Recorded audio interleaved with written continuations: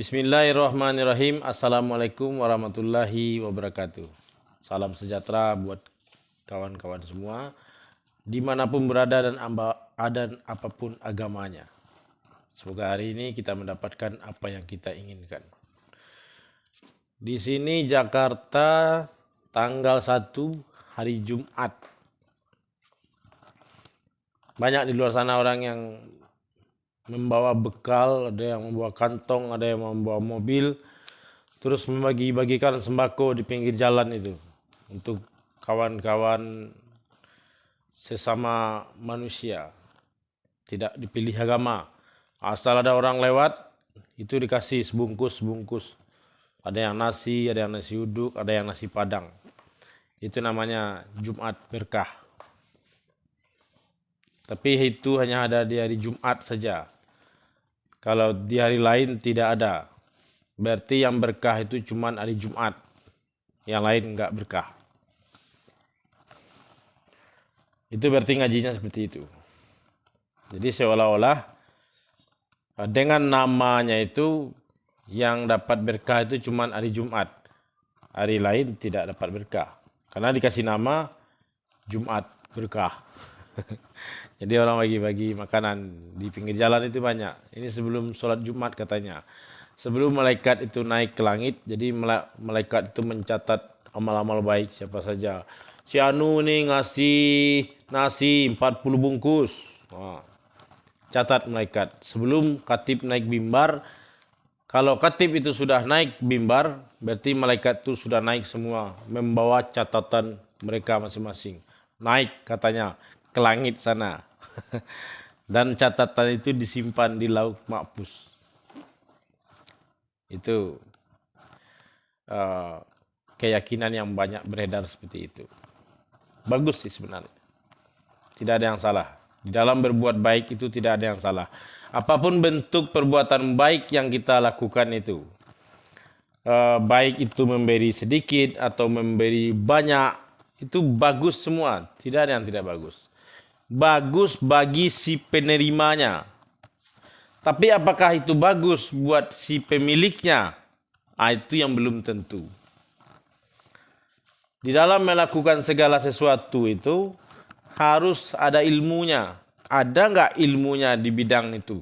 Kalau tidak ada, berarti itu hanya mendatangkan manfaat untuk orang lain, kenyang perutnya sesaat, 2 atau 5 jam ketika habis memakan makanan yang diberikan di pinggir jalan itu. Tapi apakah yang pemilik makanan tadi yang memberikan makanan itu mendapatkan manfaat? Nah, itu yang belum. Atau yang tidak pernah dikoreksi. Yang jelas berbuat baik, bersedekah, memberikan makanan ini itu, semakin banyak makanan yang diberi, semakin banyak pahalanya, semakin besar pahalanya. Kalau pahala itu banyak, semakin besar, nanti di akhirat itu ditimbang, wah ini dosa gini, pahala begini. Berarti masuk surga, karena pahalanya lebih banyak. Jadi setiap hari perbuatan baik yang dilakukan itu berujung pahala. Benar atau tidaknya itu tanya kepada diri sendiri. Apakah berbuat baik itu mengharapkan pahala, mengharapkan surga, benar apa tidak? Jangan tanya orang lain, tanya dirimu sendiri. Jangan membiasakan menanyakan sesuatu kepada orang lain itu. Bisa jadi orang lain itu pun dia juga tidak tahu, hanya berpenampilan saja. Seperti orang alim, baju putih, celana putih, sorban putih, jenggot pun putih. Kalau jenggot ini mau putih gampang, tinggal pergi ke Indomaret beli bigen warna putih itu. Jadi putih dia. Bulu mata pun juga bisa putih, jangankan rambut. Kalau hanya bermodal penampilan putih-putih. Saya tidak mengatakan orang putih-putih itu tidak bagus. Jangan hati-hati kalau bertanya kepada orang yang berpenampilan alim, berpenampilan seperti orang alim, seperti orang soleh, seperti. Apakah dia itu benar soleh, benar alim? Itu kan belum tahu. untuk mengecek kebaikan, kesolehan seseorang, kealiman seseorang itu tidak bisa dilihat dari pakaiannya. Nabi melarang itu. Jangan kamu melihat penampilan seseorang di dalam menuntut ilmu. Nabi Muhammad itu bajunya itu, gamisnya itu penuh dengan tambalan. Baju-baju lama yang sobek itu yang nggak bisa lagi dipakai, itu diambil buat nambal bajunya yang sobek. Bekas perang, mungkin kena sangkut batu, kenapa? Sobek tambal, banyak sekali tambalannya itu. Padahal dia itu seorang Rasul, kekasihnya Allah. Apapun dia minta kepada Allah itu pasti diberikan oleh Allah. Tapi Nabi Muhammad tidak mau berpenampilan wow itu. Hanya untuk menarik seseorang itu supaya masuk ke dalam agama Islam yang dia ajarkan. Tidak begitu cara Nabi Muhammad. Tapi dengan tingkah lakunya, dengan perbuatannya, dengan ucapannya, orang melihat bukti bahwa Nabi Muhammad yang berpenampilan sederhana itu tidurnya pun di lantai, berhalaskan tikar, rumahnya hanya dari batang kurma, dindingnya pelepah kurma, hatapnya pun pelepah kurma, daun-daun kurma. Tidak ada yang mewah di Nabi Muhammad itu. Tapi tingkah lakunya, perbuatannya, ucapannya, nah itu yang mewah, itu yang istimewa. Itu yang sulit ditiru orang zaman sekarang. Kalau orang sekarang penampilannya mewah, tapi apakah perbuatannya mewah? Itu bisa dilihat sendiri. Jadi belajar agama itu sangat perlu hati-hati. Jangan terjebak oleh pakaian seseorang. Jangan terjebak oleh jenggotnya, sorbannya. Itu berbahaya. Harus hati-hati. Jadi hari itu semuanya bagus. Tidak ada hari Jumat doang yang bagus. Itu hari yang lain berarti jelek. Kalau mau berbagi berkah, bagikan berkah itu setiap hari. Jangan hari Jumat doang. Terus di pinggir jalan yang dikasih orang yang tidak dikenal. Dulu saya punya tetangga. Orang berada, rumah punya, kontrakan punya. Ketika ada pengumuman dari pemerintah akan diturunkan beras gratis, sembako gratis, minyak gratis untuk orang-orang yang sudah tua, yang tidak mampu. Nah, langsung dia besok ganti baju. Dicarinya baju yang jelek, dicarinya sendal yang sebelah kuning, sebelahnya hijau. Dipakainya pergi ke sana. Mengambil sembako gratis dari pemerintah. Itu yang miskin itu bukan fisiknya, tapi jiwanya yang miskin. Nah, jangan sampai kita itu berjiwa miskin. Walaupun kita itu tidak punya mobil, tidak punya rumah ngontrak, rumah pun ngontrak itu yang murah, tapi jangan sampai berjiwa miskin. Karena miskin itu kata Nabi kufur. Hanya orang kufur katanya yang miskin. Dan miskin itu tidak diukur dari harta benda yang dimiliki seseorang. Bahkan orang tidak punya tangan, kakinya pun tidak ada, dia tidak mau menerima uang sedekah yang diperuntukkan untuk fakir miskin itu. Saya sudah pernah ketemu orang itu. Maaf bang, saya ini bukan orang miskin katanya. Walaupun saya cacat, tapi saya tidak miskin katanya. Karena dia bilang kemiskinan itu bukan diukur dari materi, tapi dari jiwa seseorang yang bisa bersyukur kepada Tuhan terhadap apa yang dia miliki. Itulah ukuran kemiskinan seseorang. Saya terpukul sekali waktu mendengarkan ucapan orang itu. Dia itu tidak punya kaki dan tangannya pun hanya satu. Tapi ketika saya kasih uang fidyah itu hak fakir miskin, dia nggak mau menerimanya. Dia bilang itu bukan hak saya. Akhirnya saya kasih sama orang lain.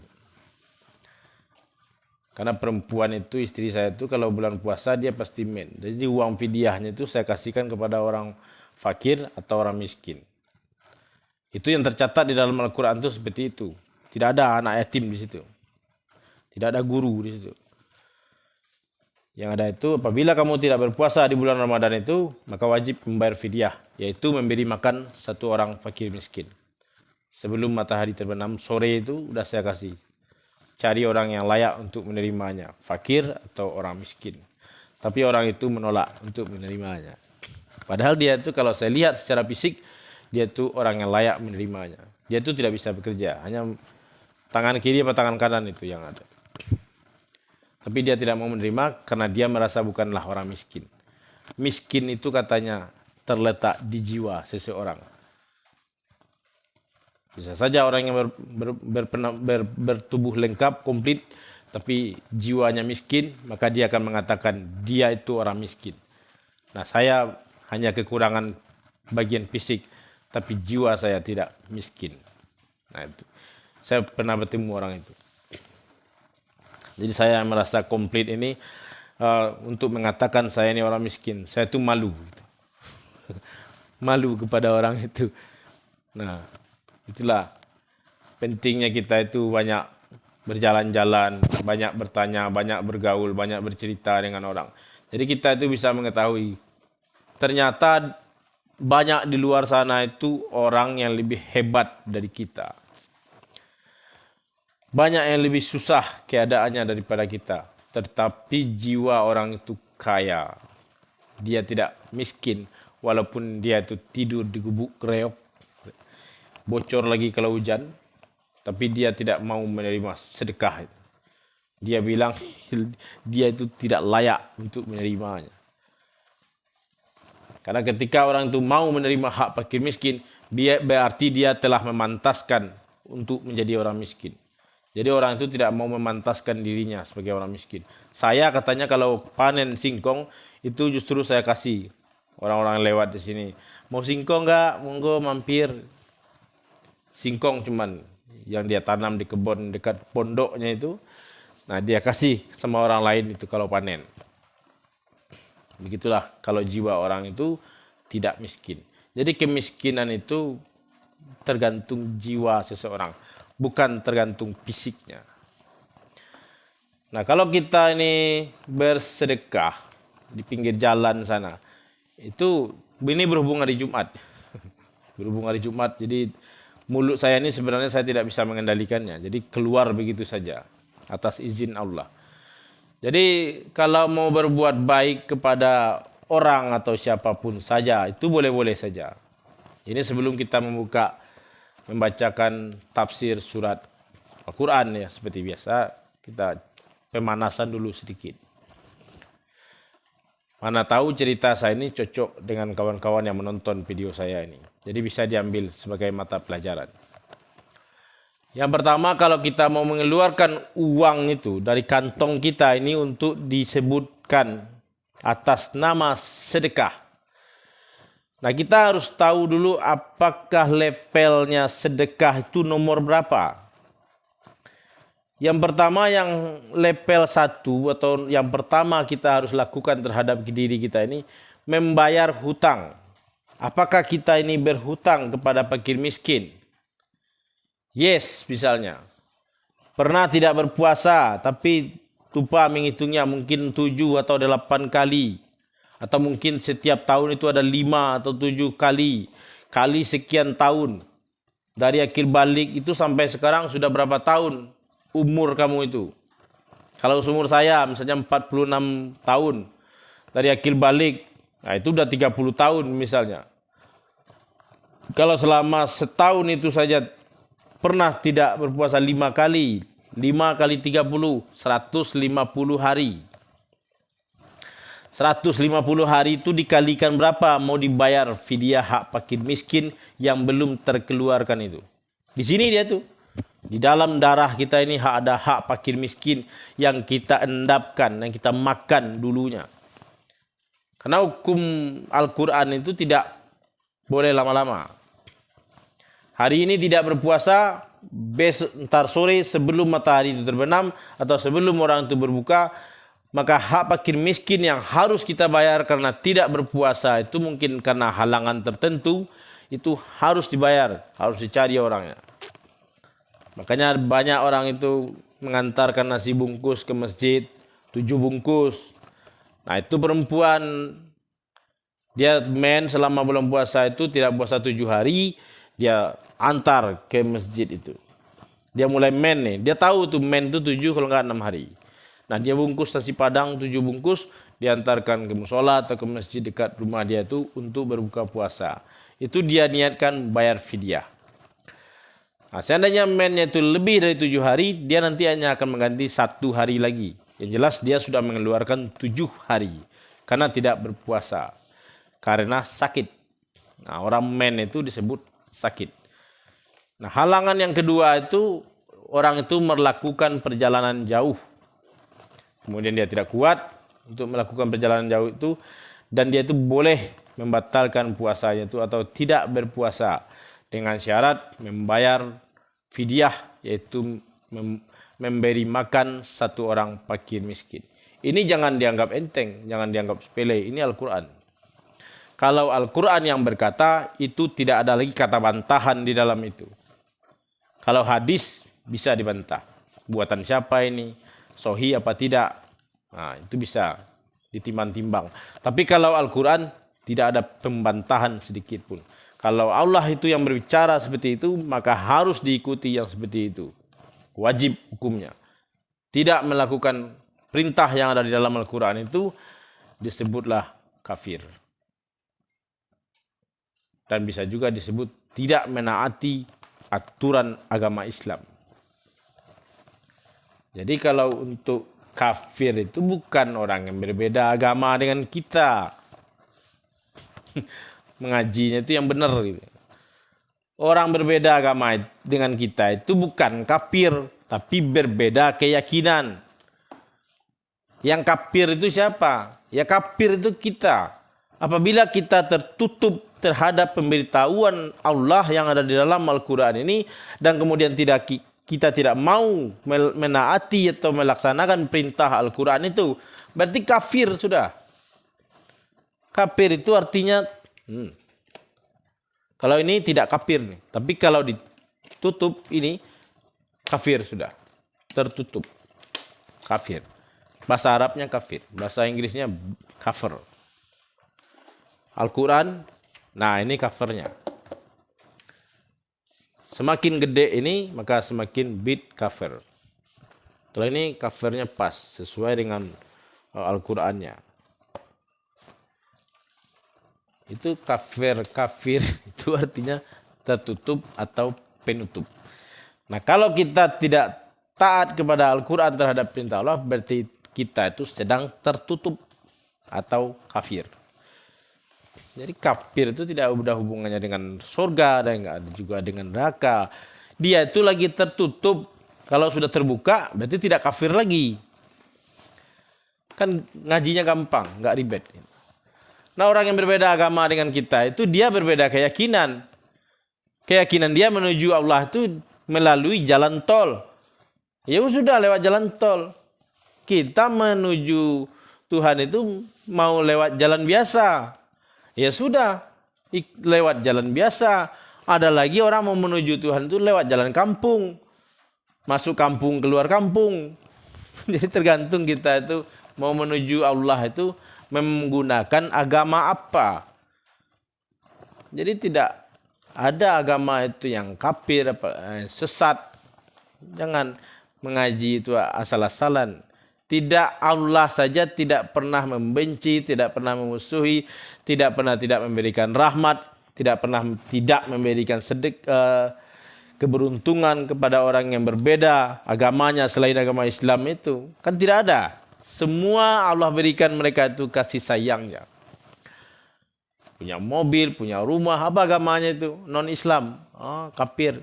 Kan salah itu. Jadi mengaji itu perlu belajar. Jangan ikut-ikutan. Walaupun kita sama duduk di masjid, sama-sama di majelis, itu akan mendapatkan ilmu yang berbeda dari guru yang sama. 30 orang murid belajar di dalam satu rumah, di dalam satu ruangan kepada satu orang guru. Selama 7 tahun misalnya. Nah setelah 7 tahun itu berlalu, maka masing-masing muridnya itu akan disebar atau bersebaranlah atau pergilah kemana-mana mencari hidupnya itu masing-masing. Mungkin salah satunya termasuk saya. Nah, kemudian apakah ilmu yang dia dapat dari gurunya itu sama? Tidak. Akan berbeda. Karena setiap manusia itu direncanakan Tuhan ke atas dunia ini bukan atas rencana orang lain. Tidak bisa seorang guru membentuk kelompok muridnya 30 orang, ini ajarannya begini, dan kemudian disebar. Apakah orang itu menyebarkan ajarannya sama? Tidak. Dia akan mengajarkan ajaran yang berbeda dengan tujuan yang sama. Begitulah agama itu. Jadi semua diberkahi Allah, semua dikasihi Allah, semua disayangi Allah. Tujuan kita hidup berdampingan dengan orang yang non seagama dengan kita atau yang berbeda agama dengan kita itu, biar kita itu di dunia ini sama-sama hidup. Coba kalau tidak mau kita memakan produk agama lain, nah, kan repot kita. Orang Islam hanya produk bikin padi, cabai, ubi rebus, singkong. Handphone ini produk orang non-Islam ini. Nggak boleh dipakai. Saya nggak jadi bikin video karena ini buatan non-Islam. Kan repot jadinya. Jadi kita tujuannya berbeda agama itu agar kita bisa saling melengkapi di atas dunia ini. Untuk apa? Untuk tujuan Tuhan. Kita hidup di atas dunia ini atas tujuan Tuhan, atas rencananya Allah. Apapun rencana yang kita bikin, yang mau kita buat, itu tetap rencana Allah itu yang berjalan. Rencana kita hanya tinggal rencana saja. Nah, setelah uang fidyah itu ketika mungkin kawan-kawan itu mungkin yang umur 20 tahun, ini taruhlah jangka pendek saja saya ambil ya. 20 tahun umurnya berarti taruhlah 15 tahun balik. Apakah semenjak balik itu puasanya benar di bulan Ramadan itu? Biasanya remaja itu sedang nakal-nakalnya. Makan sahur di rumah dengan keluarga, yes. Ntar dia keluar rumah. Mampir di warung gantung itu. Kalau warteg itu kan modelnya kalau bulan puasa, kakinya doang kelihatan di bawah. Di atasnya ditutup pakai tirai. Yang kelihatan tuh kaki orang semua di situ. Nah, itu warung gantung namanya. Nah, anak-anak muda itu dia makan sahur di rumah, ntar siangnya dia pergi ke warung gantung. Minimal minum es teh manis. Bulan puasa itu enak tenan katanya. Mantap rasanya es teh manis itu di bulan puasa. Ntar sore dia pulang lagi. Mau berbuka puasa. Pura-pura lemas gitu. Bibirnya dilap. Biar kering. Nah, itu umumnya para remaja berlaku seperti itu. Nah, setelah umur 45 tahun atau 50 tahun, itu yang harus diingat masa-masa muda dulu. Pernah berpuasa atau pernah meninggalkan puasa atau tidak.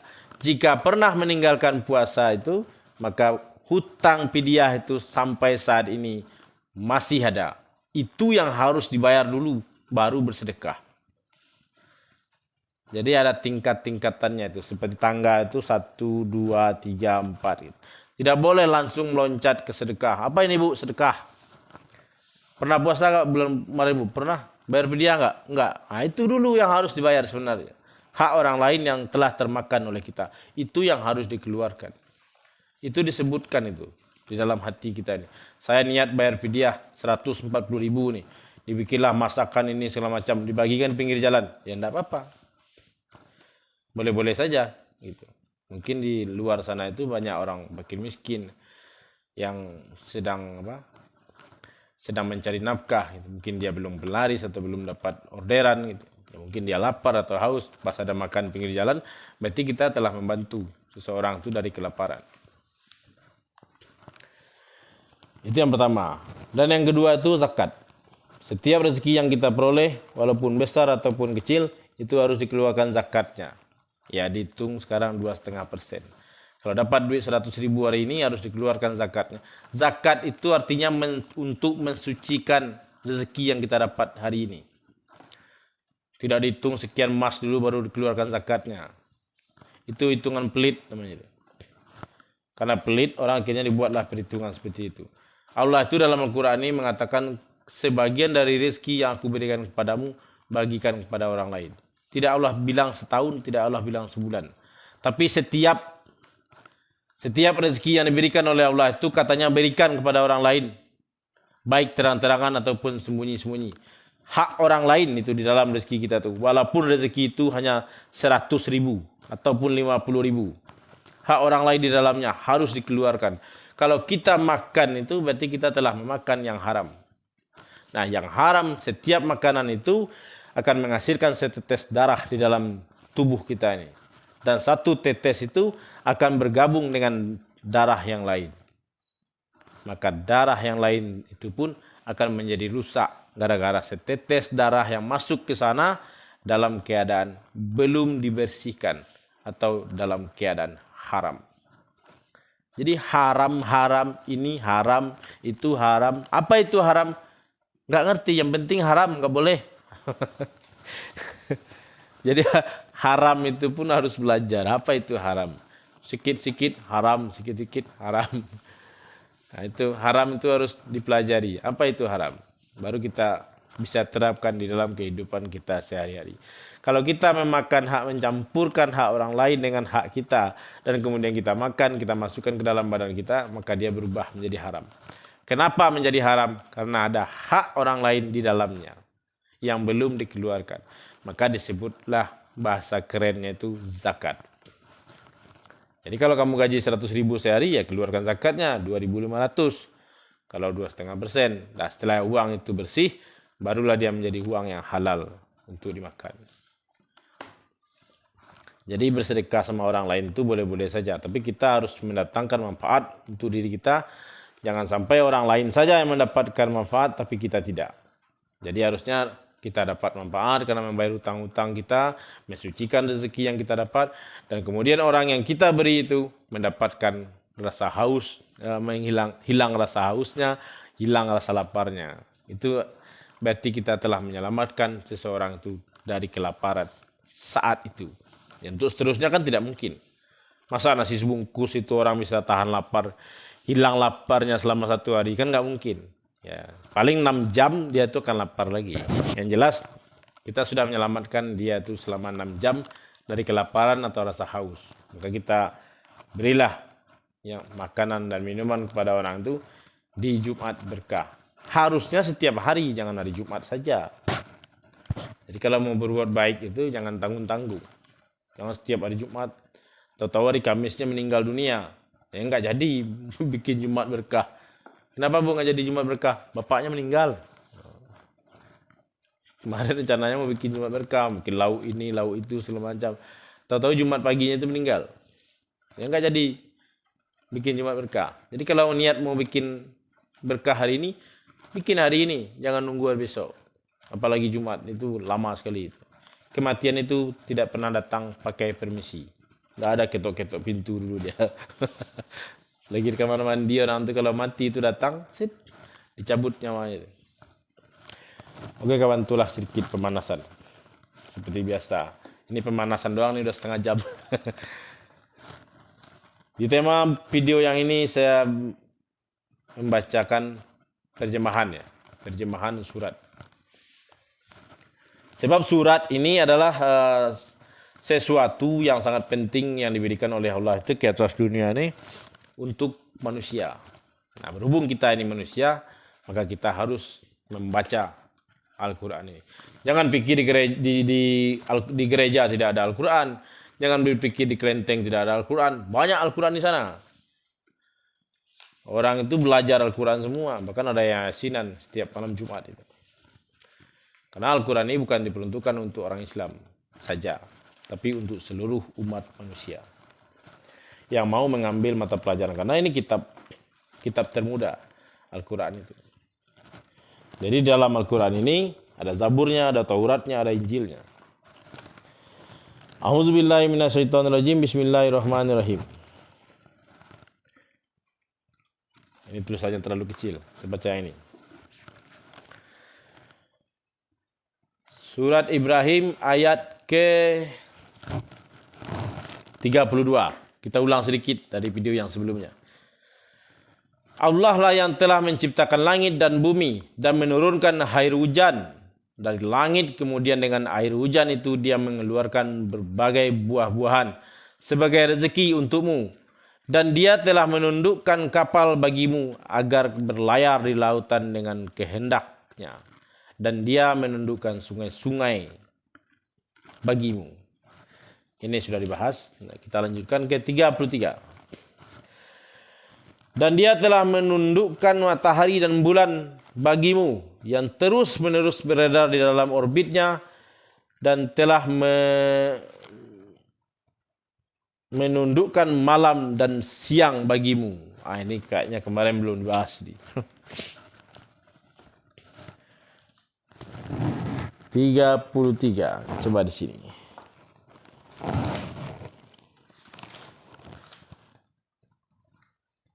Ini saya sengaja pakai Al-Quran 3 biji karena takutnya terjemahannya ini berbeda. Ibrahim surat 33. Dan dia telah menundukkan matahari dan bulan bagimu yang terus-menerus beredar dalam orbitnya. Dan telah menundukkan matahari dan siang bagimu. Berarti sama. At-Tansil dengan Al-Aziz ini terjemahannya sama. Kita lanjut dulu baca yang ke-34. Dan dia telah memberikan kepadamu segala apa yang kamu mohonkan kepadanya. Dan jika kamu menghitung nikmat Allah, niscaya kamu tidak akan mampu menghitungnya. Sungguh manusia itu sangat zalim dan sangat mengingkari nikmat Allah. Ini hampir mirip dengan pernyataan saya yang tadi. Kenapa disebut hampir mirip? Karena di sini Allah itu mengatakan, sungguh manusia itu sangat zalim dan sangat mengingkari nikmat Allah. Jadi ketika kita itu menadahkan tangan kepada orang lain, mengatakan kita itu miskin, atau tidak mampu, atau pengangguran berat, itu salah satu tindak kezoliman yang kita lakukan kepada diri kita sendiri. Kenapa seperti itu? Allah ciptakan siang, ini lebih tepatnya ini, dan telah menundukkan malam dan siang bagimu. Nah, Allah itu menundukkan siang atau mengadakan siang dan mengadakan malam untuk kita, untuk manusia ini. Untuk apa gunanya? Kok ada siang, kok ada malam? Malam 12 jam, siangnya 12 jam, di total 24 jam. Kenapa tidak siang aja terus? Biar kita bisa nyari duit terus. Kalau otaknya nyari duit terus, kan berpikirnya seperti itu. Tapi Allah mengatakan, aku ciptakan siang atau aku singkapkan siang itu supaya kamu bisa bekerja dan mencari nafkah di siang hari itu. Karena manusia ini, mata kita ini tidak sama dengan mata kambing, tidak sama dengan mata babi. Kalau mata babi itu kalau malam hari dia bisa melihat.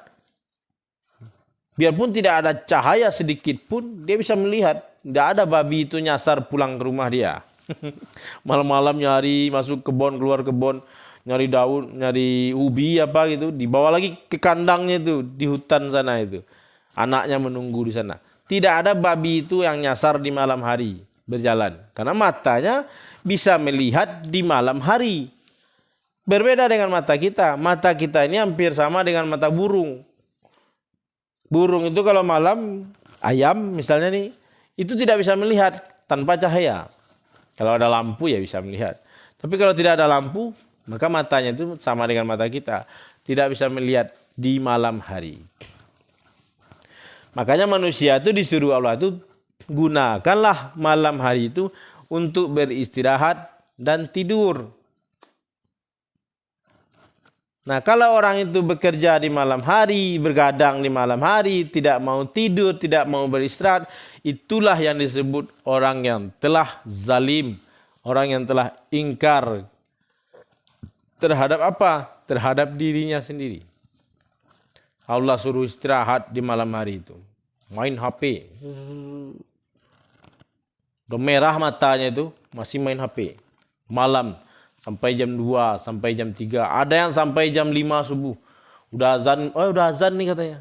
Udahlah, berhenti main. Bukannya sholat, tidur. Tidur. Dengar azan, berhenti main game, kemudian tidur. Bukan sholat, tidur. Nah, itu kelakuan anak muda. Nah, rata-rata anak-anak muda itulah yang suka tidak berpuasa di bulan Ramadan itu. Dan saya itu sudah mengecek, itu hampir, mungkin ada sekitar 65% pemuda itu yang tidak berpuasa di bulan Ramadan itu. Kecuali dia tinggal di lingkungan ulama atau di lingkungan orang-orang soleh, itu bisa, imannya itu terjaga.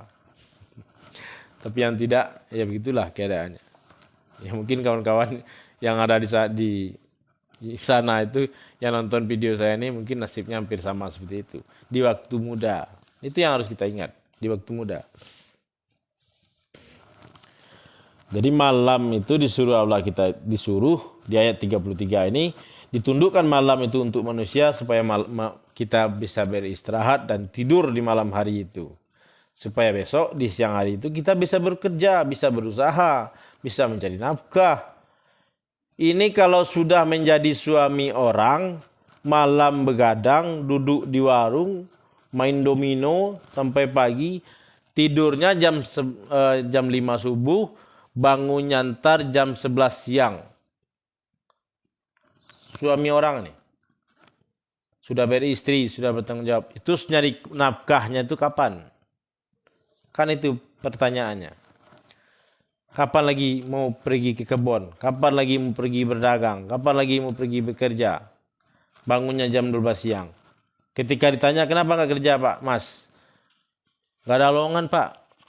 Susah sekarang nyari kerjaan. Nah itu kan salah sendiri. Nah itu yang maksud di Allah itu di ayat 34 ini.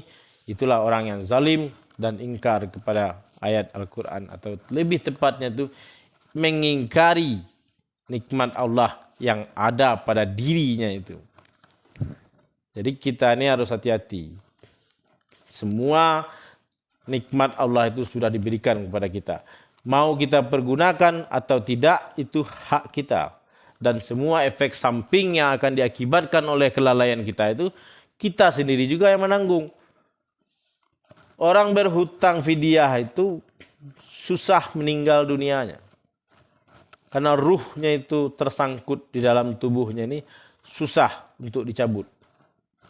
Dan ada Al-Quran itu yang mengatakan ketika ruh itu susah dan tidak mau dicabut dan tidak mau diajak untuk pulang kembali ke sisi Allah itu, maka dicekek oleh malaikat itu leher orang itu. Diinjak perutnya. Bayangin aja itu.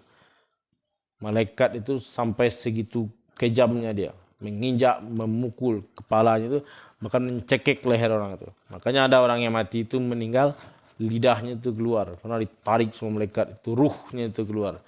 Karena ruhnya itu tahu dia, bahwa dia itu sedang kotor dan dia tidak mungkin kembali kepada Allah. Tapi tetap karena jam matinya itu sudah ditentukan, tetap dimatikan. Maka matilah dia sangat mengedihkan. Matanya keluar gitu. Giginya yang tadi rata jadi mancung ke depan. Karena ruhnya itu ditarik paksa. Dia menahan rasa sakit yang teramat sangat. Kuku saja dicabut, itu sakitnya, itu bukan main itu. Apalagi ruh yang dicabut. Jadi jangan bercita-cita mati dalam keadaan buruk. Tapi bercita-citalah mati dalam keadaan baik. Dicabut ruhnya itu seperti mencabut rambut di dalam tepung. Pelan-pelan sekali. Itulah mati yang indah. Nah, keindahan mati itu akan kita dapat apabila kita itu tidak menzolimi diri kita sendiri dan tidak ingkar kepada Allah. Al-Quran ini adalah perkataan Allah yang jelas. Makanya saya menjadikan ini bahan kajian saya. Jadi saya tidak perlu mencari bahan ke sana kemari, tidak perlu membaca ribuan hadis, tidak perlu membaca ribuan kitab. Cukup saya bacakan Al-Quran ini saja. Dan kata Allah, Al-Quran ini kalau dibacakan tidak akan mampu untuk dituliskan di atas daratan ini. Walaupun diganti 7 kali lipat sesudah itu. Jadi saya pakai bahannya Al-Quran saja. Dan di sini di Al-Quran ini dituliskan ada 25 nabi dan rasul di dalamnya. Dan mereka itu adalah pedoman dan tuntunan hidup setiap manusia. Setiap manusia itu nasibnya itu tidak akan beralih atau tidak akan berpindah dari ke-25 nabi itu. Kayanya, miskinnya, penyakitnya, ujiannya, cobaannya, kehebatannya, kemasyurannya itu tidak akan anjak atau tidak akan berpindah dari 25 nabi dan rasul itu. Saya hanya cukup mempelajari 25 nabi dan rasul itu sudah bisa dijadikan modal untuk berkuar-kuar di YouTube itu. Dan saya ini sudah uji coba kepada kawan-kawan saya. Dia tuh kalau dengar saya ceramah dijamin pusing. Pusing katanya. Padahal saya itu sedang membahas Al-Quran. Saya katakan kepada dia, kamu ini pedoman hidupnya apa? Al-Quran. Tapi ketika saya bacakan Al-Quran kepada dia, dia pusing gitu. Al-Quran menyuruh kamu berpuasa di bulan Ramadan. Jika tidak berpuasa dengan halangan sakit atau perjalanan jauh, maka boleh tidak berpuasa dengan syarat wajib membayar fidyah. Dan dia bilang itu tidak ada, saya dengar seperti itu. Padahal yang saya bacakan itu Al-Quran. Nah itulah karena banyak kita itu terlena untuk mencari nafkah, mencari duit, sibuk belajar ke sana kemari, akhirnya lupa mempelajari Al-Quran ini. Oke kawan, kita akan lanjutkan nanti di ayat ke-35. Ya kalau keterangan ini kurang lengkap, kurang komplit, nanti akan saya jelaskan lagi tentang malam dan siang. Dan kemudian sesungguh manusia itu sangat zalim kata Allah. Sangat. Allah itu tidak main-main itu kalau ngomong. Tapi sangat zalim katanya. Bukan zalim lagi, tapi sangat zalim. Itu berarti udah kebangatan itu. Kebangatan sangat gitu. Oke lah kawan, selamat beraktivitas. Semoga hari ini kita mendapatkan rezeki yang banyak. Karena sifat sistem rezeki itu, kalau kita bilang rezeki itu susah, maka dia akan susah. Tapi kalau kita bilang gampang, maka dia akan gampang. Kenapa? Karena semua yang ada di atas dunia ini tunduk dan taat kepada Allah. Ketika kita menyebut sesuatu, maka yang ada di sekitar kita itu mengatakan atau beranggapan kita itu sedang bermohon atau berdoa. Jadi hati-hati kalau berucap. Kalau bilang susah-susah, ya datanglah susah-susah itu. Kalau kita bilang kaya-kaya, maka datanglah kaya itu. Kalau kita bilang gampang, maka datanglah kegampangan. Kalau kita bilang menganggur, susah, maka datanglah pengangguran dan kesusahan itu. Karena di dunia ini terjadi ada sistem tarik-menarik. Apapun yang kita katakan, maka itu akan menjadi doa bagi kita. Harus hati-hati dalam berucap. Assalamualaikum warahmatullahi wabarakatuh.